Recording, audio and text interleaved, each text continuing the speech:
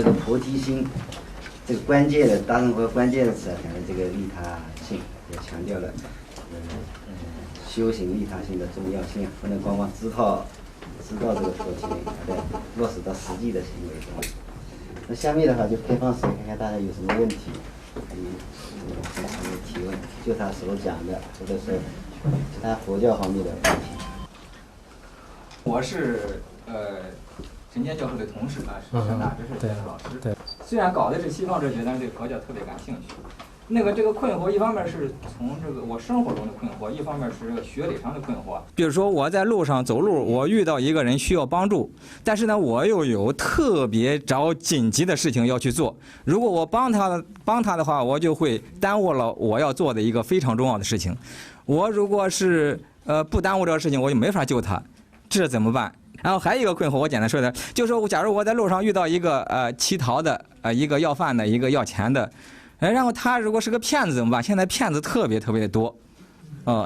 这我是帮他，我是给他钱还是不应该给他钱？一个是我有急事，我怎么帮助他？再一个是遇到骗子怎么办？好，谢谢。这个老师问的很好。我看这个路边呢，如果有一些这个人的这种生命呢，在这个时候呢，我相信每一个人的看他的利他性重不重。如果利他性特别重的话呢，那么一个人他遇到这个生命危险的时候呢，我自己的事情即使会有可能耽误的，但是呢，我的生命呢就是不会有这个危险的。这样的耽误呢，一般来讲是不可能有的，所以我可能就是应该要去这个救他。如果一个人呢对他利他性不重的话呢，即使自己没有什么很重要的事情，但是呢，他也可能就是前后的很多顾忌，就是所以呢不会救他的命。这个是相对而言，就是对每个人就是对自己的生命和对他人的这种爱重就是程度来这个抉择，就是应该是这样来抉择。然后遇到骗子的话呢，这个我们佛教当中也是这样的，就是一般来讲，我们布施的时候呢，就是也要就是了解就是真正的这个贫困者是不是，就是布施的时候专门要用智慧来这个抉择。如果你遇到骗子的时候呢，肯定不能给的，就是这个。但是有些人呢，因为把这个所有的可怜的人呢，全部都是当成骗子，就是也不给，就是不给的原因呢，就是有点吝啬，就是但借口呢，就是说是因为这些都是骗子，就是所以，但有时候的话呢，就是的确也不是骗子，就是的确是他有他的一些这个，我们从表面上看的话呢，也基本上就是有些时候是看得出来，但有些实在看不出来的话呢，那么自己带有观察，就是这个是合理的。当然佛教也是就是不会就是让你必须要给骗子啊，就是跟这些人呢，就是一定要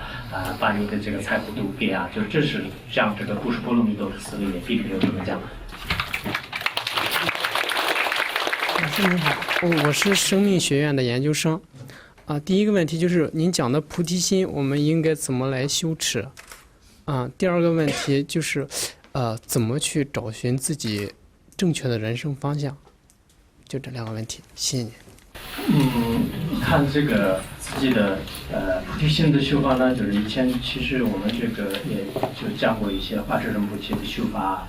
菩提心的修法呢，我刚才也简单的讲了一下。实际上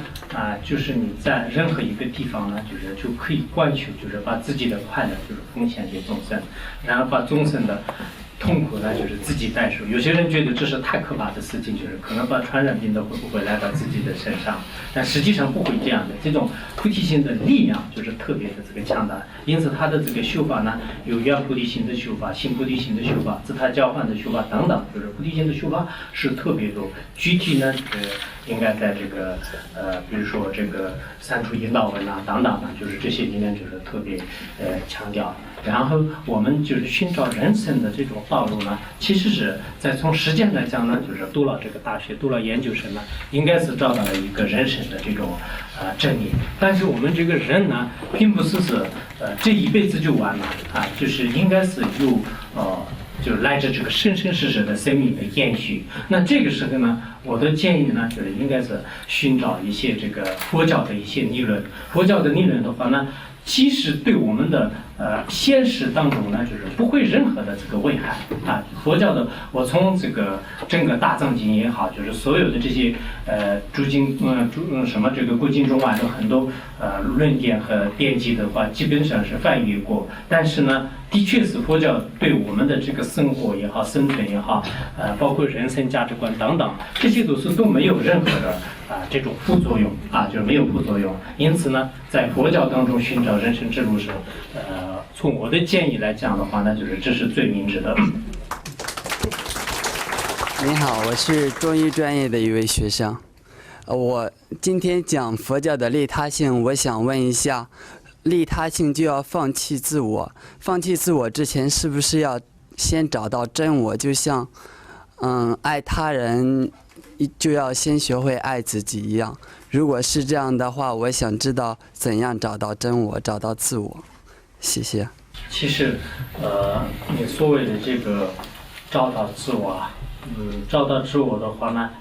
也可以通过这种途径来可以这个利他。比如说你要尊重别人的生命的时候呢，你先就是找到自己的生命受到摧残的时候呢，就是如此的痛苦，如此的可怕啊。那么通过这种关系呢，就是帮助别人，或者说是知道其他众生的这个生命的重要性啊，就是我们从生命的价值上有这样观想也是可以的。但是一般来讲呢，我们的这个佛教里面就是说是执着自己呢，就是实际上一切痛苦的来源。为什么呢？我们每天的这个流的眼泪的话呢，应该说是为了自己而流的，为了其他众生而流的眼泪是作为一个凡夫人来讲是非常的罕见的。所以一切痛苦、一切烦恼、一切就是这种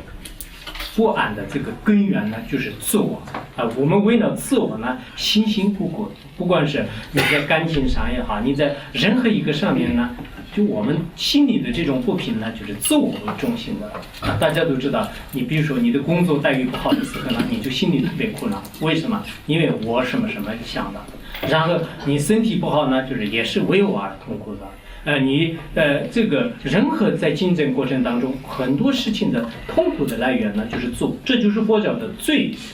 深的地方。因此呢，在这个时候呢，你要放弃这个自我，要这个选择就是利他。通过利他呢，就是最后的说，真正就是我的这种境界呢，就是可以这个证悟啊。就这是一个在生活当中啊，我经常想，现在我们很多年轻人这个生活压力啊。就是包括时间竞争是特别的这种这个重啊，就是那在这个时候呢，如果有一些学佛的境界的话呢，很多问题呢就是迎刃而解，就是对当前来讲呢，这是一个精神妙药，就是特别重要。上师你好，很荣幸见到你。刚才听到我是中国哲学专业儒学方向的。刚才听到你讲的菩提心，我受益匪浅。然后我想到儒家讲的人的思想，我请上师给我开示一下，这个人的思想和菩提心有没有相同之处？它的相同之处在哪？不同之处又在哪？它有没有一个境界的高低？好，谢谢上师。我在像那个儒家思想所提到的人呢，实际上是它的范围还是毕竟是有限的。我也学过，刚才那个陈教授说的一样的，这个儒教的一些典籍呢，我很有兴趣，就学过一些。但是他的人的思想呢，主要是我们这个人类，还有呢，就是包括对这个长辈啊。这个亲人啊，就是这些为主。从他的利益角度来讲呢，他这个思想啊，就是在如今来讲是在社会当中是不可缺少的，的确是需要这样的一种尊重性。但是菩提心呢，它的范围呢，就是天下无边的一切这个生命，而且从时间来讲呢，就是乃至生生世世，就是包括呢，就是将来就是获得这个佛果，就是所以很多现在人呢，可能因为没有这个专门去研究它的这个领域，这样以后呢就是有点模糊，觉得是好像是一种天方夜谭。实际上，你如果真正去进入它的领域的时候呢，就是佛教不是天方夜谭，确实是佛教里面的，尤其是不管是你讲这个《华华经》也好，《华严经》也好，包括这个中观的思想、唯识的思想呢，都有它的特别这个深深的地方啊。我们学到对的话呢，当然你如果一点兴趣没有，一点的是没有一种这个公正的态度的话呢，那就只有排斥，就没办法了。但是如果你有一些兴趣，你有一种爱好去进入这样的这个领域的时候呢，你才会发现就是里面的确实是所谓的这个不可思议就是所谓的不可思议。所以说呢，我认为这个儒家和他们相同点的话呢，就是对这个尊重人类就是对这个人类的很多方面呢，就是有一种这个仁爱之心就是这个是它的这个相同之处。而不同的话呢，就是还有它的这个广度和深度方面就是有一定的差别。你好，我是佛教专业的研究生，我有2个问题想问一下。第一个问题就是我想请你简单介绍一下，就你在汉地和藏地你的个人的一些所见所闻，就是说你能不能比较一下汉地和藏地佛教之间一些重要的不同。第二个就是我想了解一下藏地那个现在的宗教状况，比如说除了佛教以外的宗教，那么这些宗教和佛教有没有一些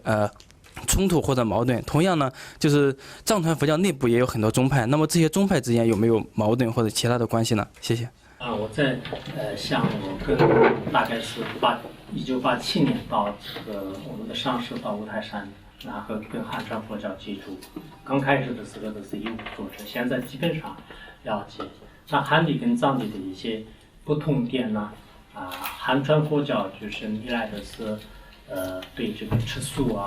还有这个参禅念佛就是这方面有很好的一些特点，就是可以说我们藏传佛教都是有些地方是比不上它。然后我们藏传佛教的话呢，包括我们这个辩论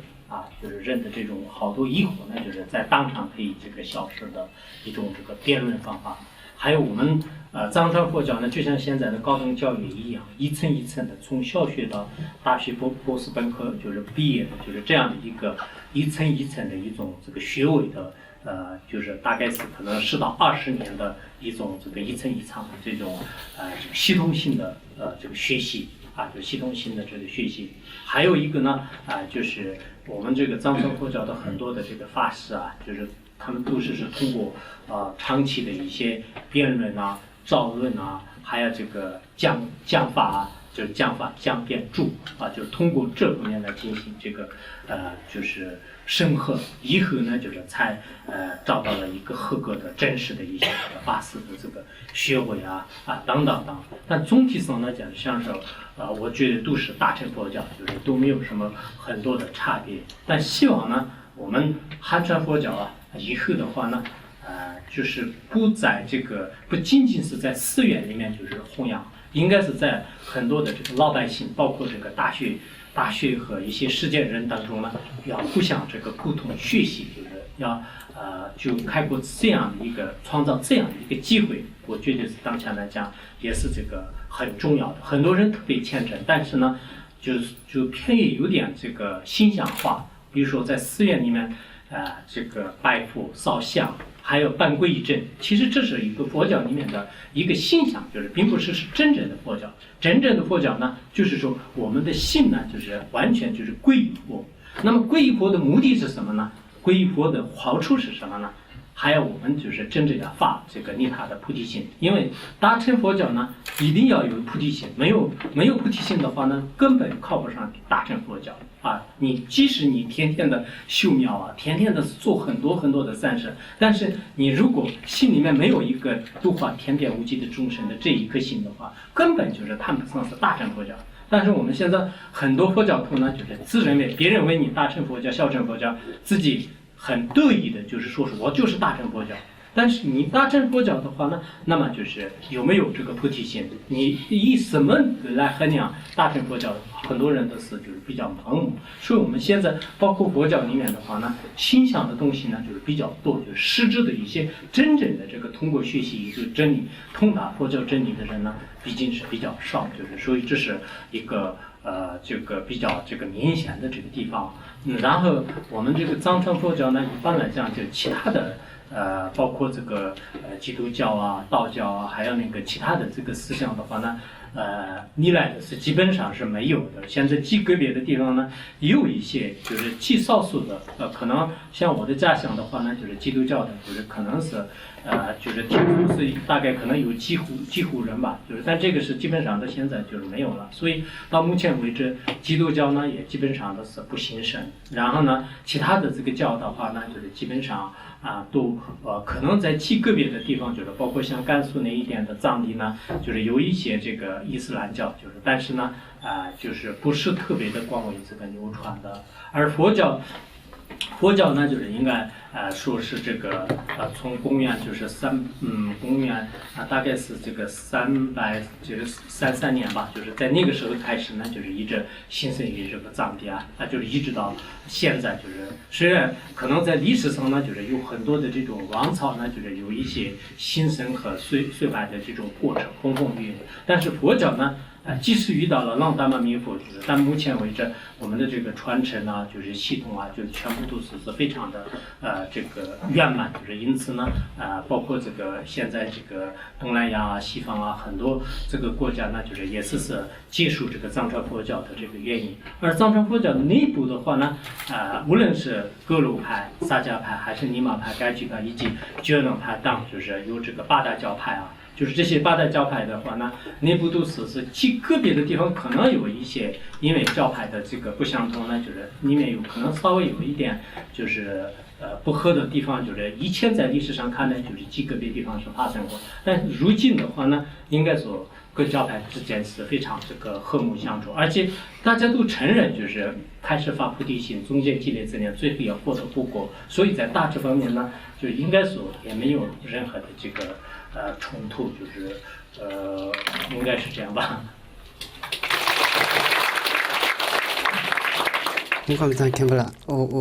我们几个是在山东大学学习的藏族的大学生，然后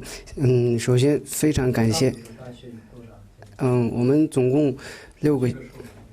个，我们今天到的。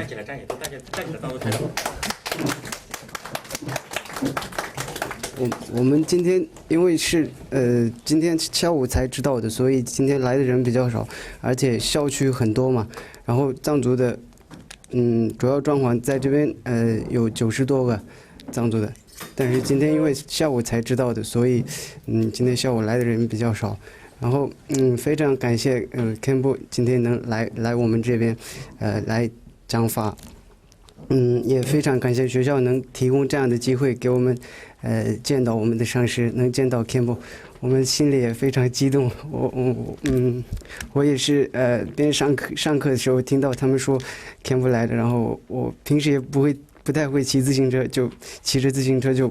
飞过来了吧，然后就是非常。就是本来想到宿舍拿哈达，但是没时间没来得及，所以没拿。然后我们对于Khenpo来说，我们主要认识都是在网上Khenpo做的好多那种放生那些的视频，我们看了都非常感同身受吧。然后我们也会经常看Khenpo的视频之类的。然后今天我主要想问Khenpo的是，我们不管是我们藏族大学生还是我们大学生，在我们在内地读大学的时候，我们学习佛法之类的空间或者说条件非常有局限性，这个我们应该怎样去用什么途径或者怎样去学习？还有一点是我们藏族大学生在学习佛法上面，在网络上面非常热心，也非常怎么说呢，也非常多，大家都在很认真以很积极的心态来学习佛学，所以请Khenpo在网上或者主要是在网上吧，就是多弄一些视频之类的，然后就让我们来学习，要不然其他的方式我们学习的方式太少了。谢谢。对。他们有几个是拉萨的，有日喀则的，有山南的，那什么地区的都有。你们在这里啊，也是可以说是在异乡之地，带着这样的这种学习的精神，带下来就是非常不容易。其实每个人，可能到了人生地不熟的另外一个群体当中，就是在这个求学也好，生活也好，再加上是一个特别庞大的一个群体当中，这样这个生存呢，对每个人来讲就是肯定是有一些这个困难但是呢，你们在这里大家这个，因为我们知识方面呢就是没有什么，尤其是我们这个佛教方面的话呢，所有的这个生命是平等的，都是希求正义，就这方面没有什么。因此呢，就是在这个学习方面呢，就是不管汉传的传统文化也好，藏传的这个传统文化，都是非常要这个值得珍惜。其实汉传呢，我刚才讲的这个山东呢，就是应该说是可能儒家的，就是大概这个就是上千以上的这一直是主流文化，而我们藏地的这个主流文化呢，就是佛教。但现在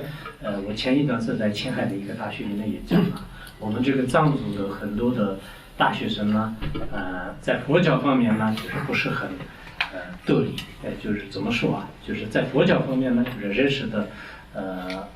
在我去的一些学校里面的话，好多汉地的这个佛教方面呢，汉地的大学生和老师呢，就是对这个佛教，尤其是对藏传佛教，就是特别有研究。然后在这样相比的时候呢，我们这个藏地的很多大学生和大学老师呢，对自己的这种佛教，尤其是藏传佛教呢，就比较这个不是特别的这个重视，有这样的这个趋势。所以呢，第一个就是特别希望你们以后呢，就是在这个读大学的同时，尤其是在这样的一种这个生活当中呢，就是既要这个研究藏传佛教，又要研究汉传当这个其他民族的特别优秀的这个文化，还有呢，值得提醒的，我们的很多这个藏族大学生呢，特别重要的事情呢，好多大学生都到了汉地。在这个读了大学以后，回去以后呢，自己的语言、自己的文字全部都忘得一干二净，连自己的父母的名字都叫不上。开玩笑，就是可能父母的名字叫不上的没有，但是基本上都不说藏语了。就这一点是我觉得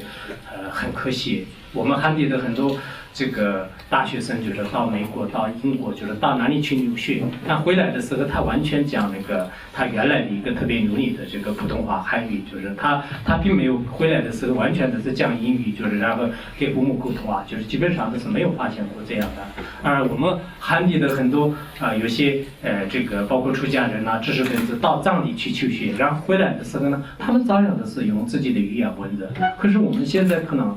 好多这个可能是也是一个新时代的一种这个潮流就好多大学生，我以前认识过的很多，包括我以前这个一些这个资助过的一些大学生，到了汉地的某某大学以后呢，4、5年以后，就是基本上把自己的语言文字都全部忘了，这一点是非常可惜就是我们没有必要就是学一个文字语言，然后把自己的母语都搞掉，就是这个是在汉地来讲是以前是没有发现过的，因此特别希望你们在座的很多这个藏族大学生的话呢，一个是难得的这种机缘，就是这样把自己的语言文字的基础上呢，就是学习就是其他民族的这个优良这个传统这一点是非常重要尊敬的上师你好，我想请问一个问题。我在《认识佛教》这本书上看到，佛教讲我们要信解行证，但是就是也有一句话叫看破放下自在随缘念佛，所以我想问一下，是不是这个看破放下自在随缘念佛，是让我们先去了解一些宇宙人生的真相，然后我们明白了之后再去放下，然后再做到自在随缘呢？因为现在很多就是情况，就是当我们不了解一个事情的时候，我们首先是不相信它，很少有那种就是特别大的那种善根，跟他讲佛法，然后直接就相信这是真正的，然后就去做。还有一个事情就是想请教上师指导我们怎么在日常生活当中，在心灵道理和事理上去做到发菩提心呢？很多时候就是因为在日常生活当中，首先第一念想到的还是自己，也是在不断的读这些，就是一些文章也罢，一些经文也罢，在熏习自己，可是就感觉到头来还是在以自己为中心，这种事情上也是挺苦恼的，请上师指导一下。其实我们这个佛教的理论上的了解呢，就是不需要就是先开始就放下看破自在。我们对这个佛教的一些理论呢，也有这个放下的，也有不用放下的，包括我们三有三宝，恶有恶报，心持善法，这些呢就是不能放下。如果你一放下，心善也放下，造恶也这个放下的话呢，就是全然都是一种禅定的最高境界。其实放下看破呢，是禅宗的一个比较高层次的一种这个，可以说是一种非常向往的这个口号啊。就是这种口号下呢，当然由于有一些真正的就是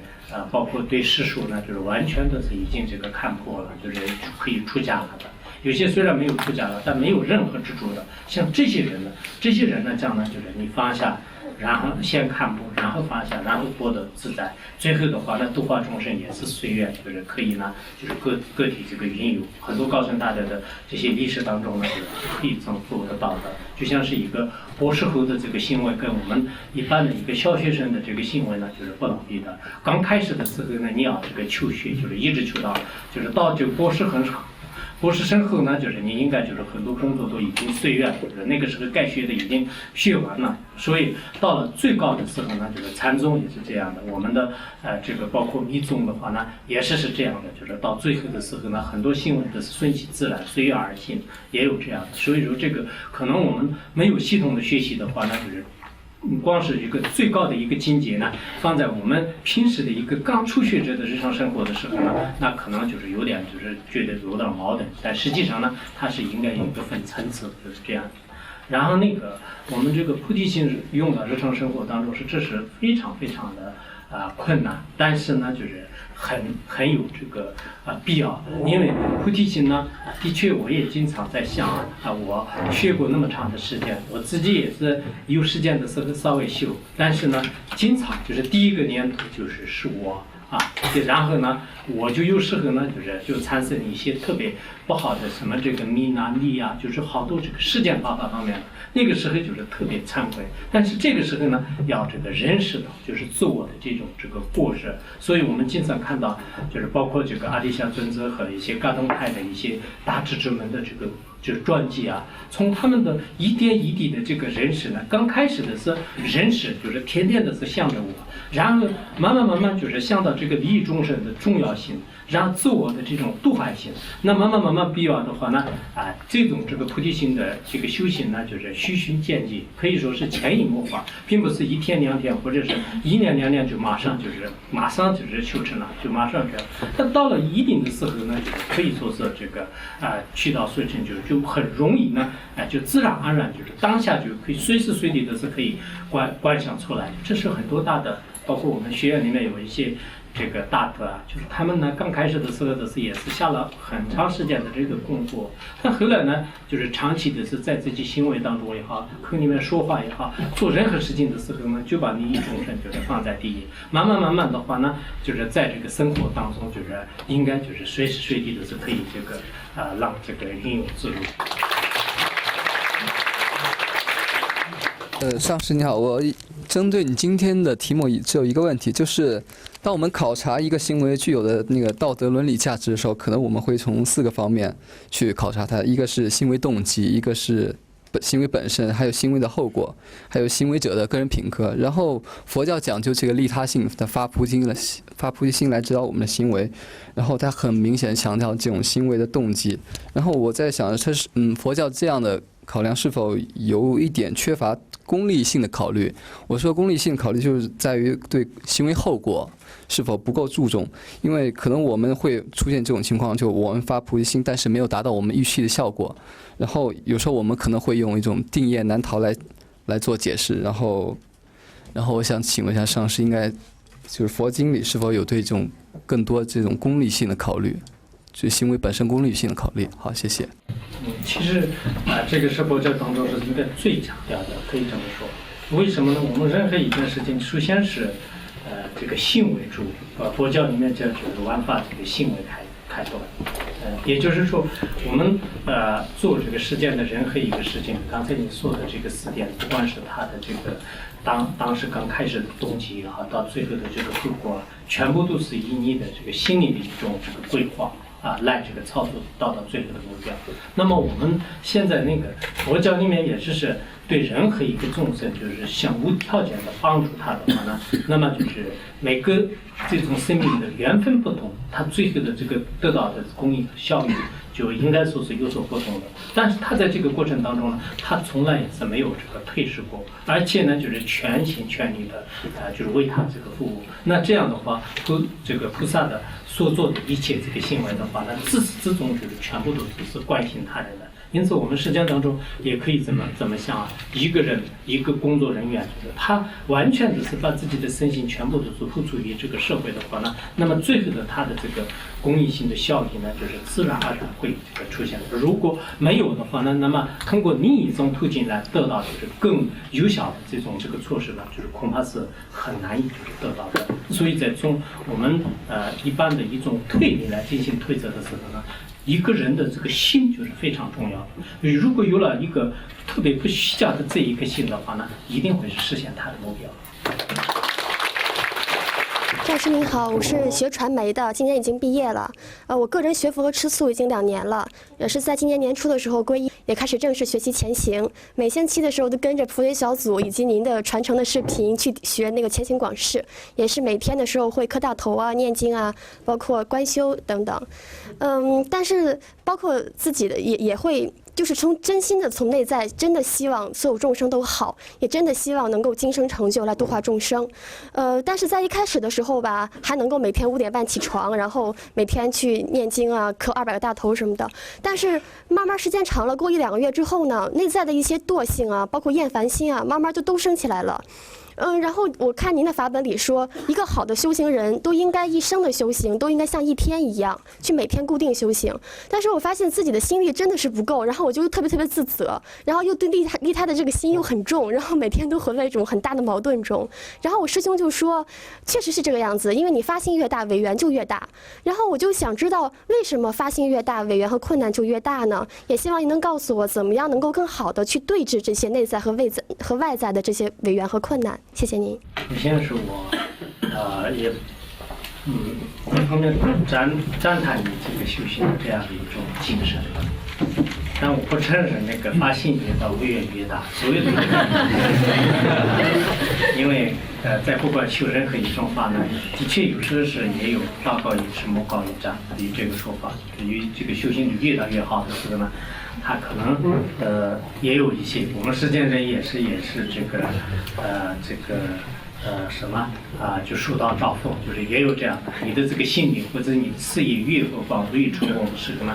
也有很多的一些违缘，就是这个也有这种。但是呢，所有的人千篇一律是这样的，也不是这样。有些修行人呢，修行越来越好的时候呢，所有的违缘呢，就是全部越来越消失，也有这样的。所以刚才你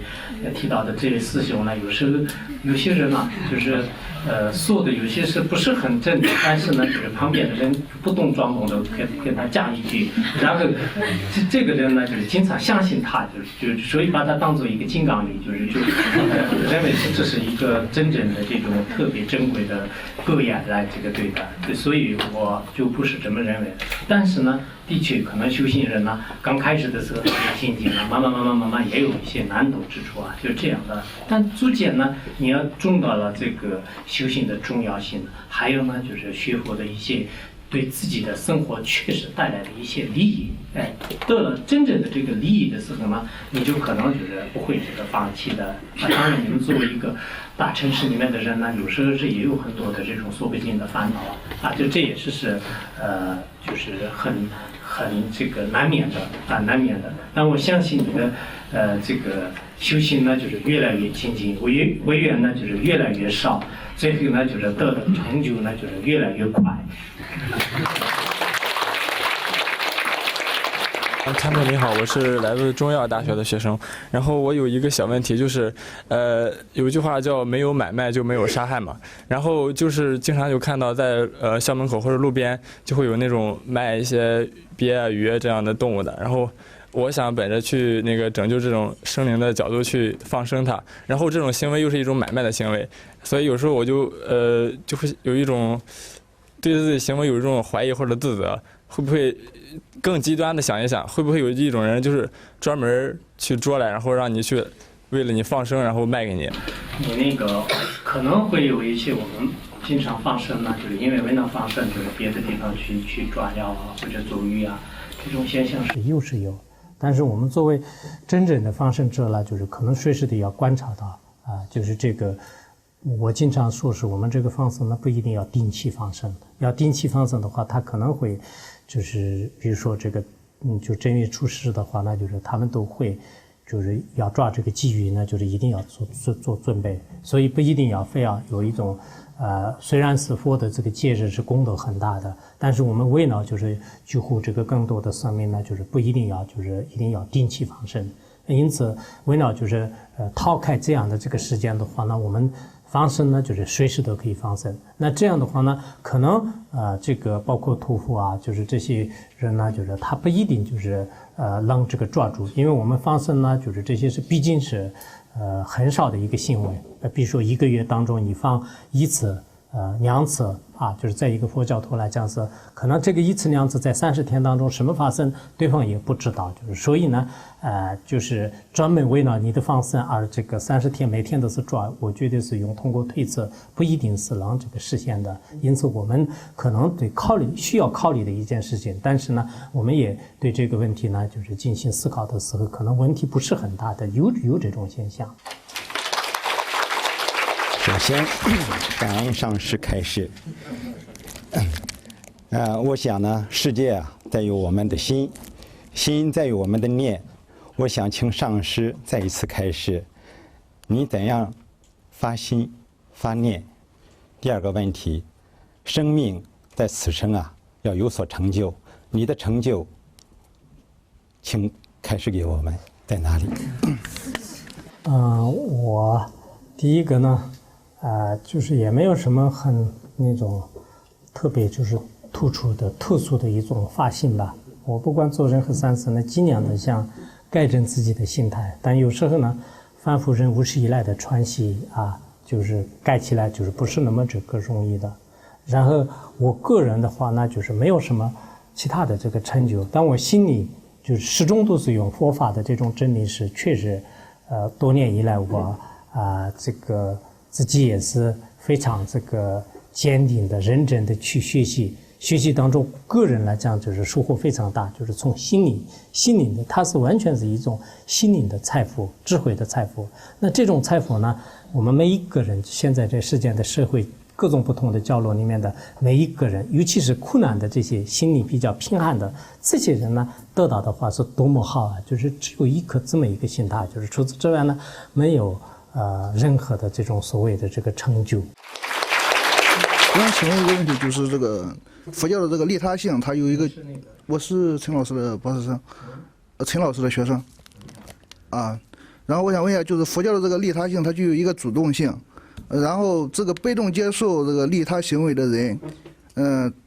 这个主动的利他行为会不会对这个接受的人的造成一定的因果影响？就是说他这个。利他行为和这个因果，它之间有没有一个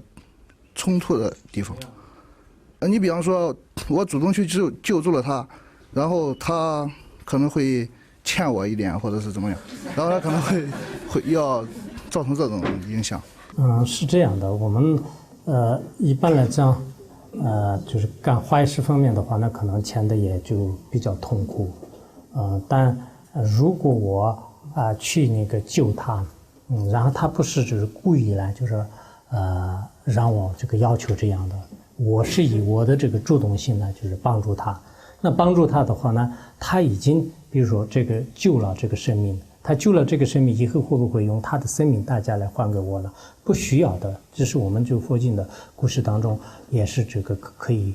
看得出来啊。也许我可能前世呢就是对他有一些因缘，但不管怎么样，我今天以我的这种善心来救护他的时候呢，实际上是对他的这个生命呢有了这个重新复生的这种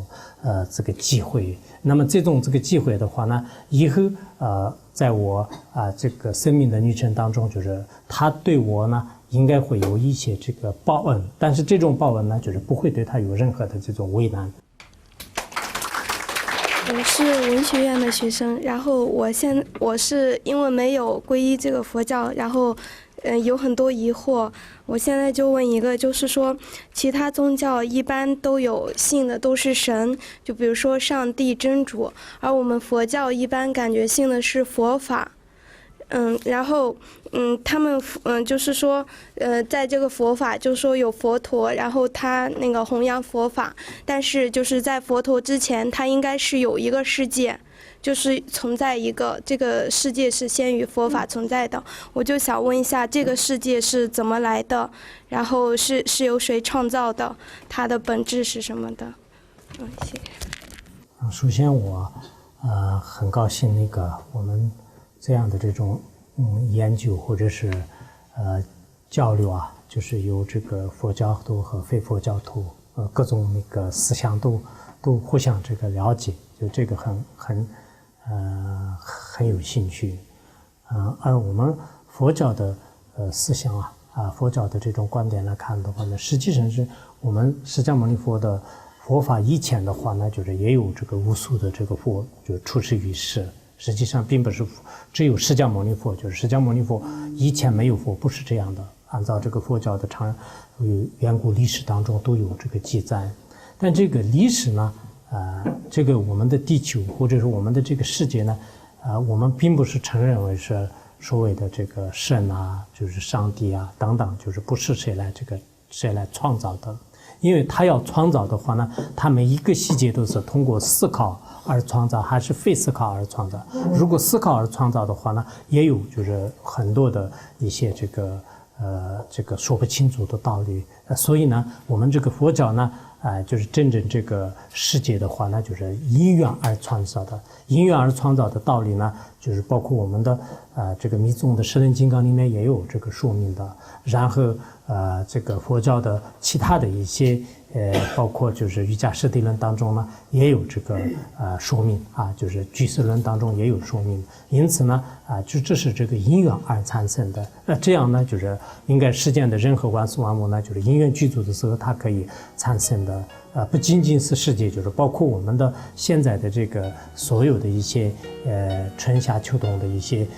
这个四季的就是各种植物等等等，这些都是因缘而产生的